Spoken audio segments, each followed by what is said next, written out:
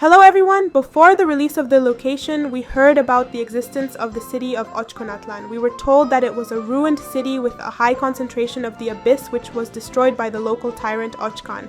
But as we completed the quest, it turned out that things were not quite what they seemed. This quest lifted the veil of mystery on the views of dragons and humans regarding the evolution of dragons and about Saurian, who travels with us. But most of the attention was drawn, of course, to the dragon sage, who visually cannot be immediately classified as either a dragon or a human. When we arrived in Ochkonatlan, we were first met by a huge dragon that hurled fireballs at us. Then we ventured into the ruins of old structures and the door closed behind us. Next we encountered a girl named Bona. With the help of her small companion, we fought back against the dragon, almost defeating it, but it managed to fly away. After that, Bona tells us about the Jade of Return and the Pyrophosphorite, which activates this jade. According to the girl, these items will be able to destroy the abyss in the city. We had an interesting conversation with Bona, during which we told her we were cool adventurers. However, she hadn't heard of us and was somewhat skeptical of our claims. We offered to show her our adventurer handbook, but she said she'd never heard of such handbooks and thought it sounded like nonsense. We'll return to this point later. We then boarded a ship floating in the sky which was constructed by Ochkan. Once aboard, we saw a working pyrophosphorite. Our Saurian interacts with this structure and we are restoring the Jade of Return. Then the dragon arrived, took the jade, and a chase ensued where we defeated the dragon. Afterward, Bona's companion began speaking to us, introduced himself as Ochkan, and merged with the dragon. The dragon tells us about some person who contributed to us being here. At the end of the quest, Paimon suggests that this person was the sage of the stolen flame known as Waxaklahun Ubakan. He is a character from ancient Natlan history. The sage is known for stealing phlogiston from the pyro dragon Shukoatl, who ruled Natlan at the time. After that, the sage gave the phlogiston to the people and they gained the ability to resist dragons with its help. But let's get back to the quest. The dragon offered to let us look into its memories, where we saw 3 people from Natlan aboard that very flying ship. These people are discussing the abyss, which appeared not long ago, so the events occurring in the memories happened shortly after the cataclysm in Kenria. They also mentioned the daughter of the hero in whose memories we were, named Bona. It then became clear that Bona had actually died long ago and we were interacting with a ghost. This explains why Bona knew nothing about the Adventurer Handbook, as the Adventurers Guild may not have been established at that time. This is very interesting because the first association with the Adventurers Guild is Catherine. We remember that the Tsaritsa became resentful of the heavenly principles after the Khaenri'ah disaster. It's likely that the Fatui created Catherine to monitor the movements of our main character, as the Tsaritsa's plan had already been devised. In the dragon's memories, it's not just Bona that captures our attention. We've already met a person named Titu in Natlan. He had the same appearance and name as in the dragon's memories. With this person, we completed the big quest Shadows of the Mountains, where we encountered warriors of Khaenri'ah, but how could this happen if Titu, being an ordinary human, should have been long dead?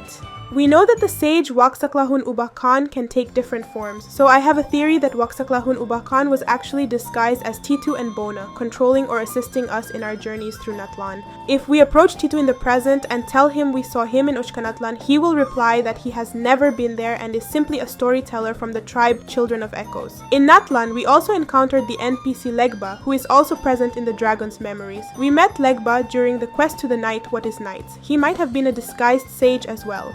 Another person we met earlier in Natlan is mentioned in several ancient notes from the time of Oshkan's reign in Ochkonatlan. I'm talking about the NPC named Manku. Manku was the one who directed us to search for the Golden Entreaty, which is exactly what the sage Waxaklahun Ubakan wants from us. Therefore, it is possible to suggest that we met Waxaklahun Ubakan 4 times before completing the quest in Ochkonatlan. At the end of the quest, we meet Waxaklahun Ubakan. We are aware of the existence of dragons and Vishaps, but the appearance of this creature surprised me, as it cannot be classified into a specific category of beings inhabiting Teyvat. For example, there is Nuvelet, a dragon whom we see in human form, and there is Dvalin, who looks specifically like a dragon. However, this creature is neither a dragon in the traditional sense like Dvalin, nor is it human, but it exists somewhere between these forms. It hovers in the air as it doesn't have legs, but rather a large fin, and its hands have 4 fingers. On its head, there are horns like those of many dragons. It wears regular clothing, but the most intriguing aspect of its appearance is what's on its back. This construction is neither bone nor part of its body, nor an article of clothing, but a separate device or accessory created for a specific purpose, probably for levitation or flight. After all, it has no wings, which is unusual for dragons. Perhaps it lacks wings due to the degeneration, which it will speak about later. It's possible that due to this degeneration, other abilities inherent to dragons have disappeared as well, and that's why they started inventing such devices.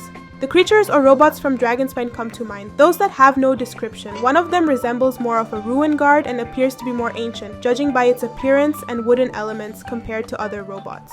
Could it be from the era of dragons before Phanes? It's possible to speculate that the inhabitants of Khaenri'ah researched an ancient civilization and discovered how dragons created robots and then developed their own based on that knowledge.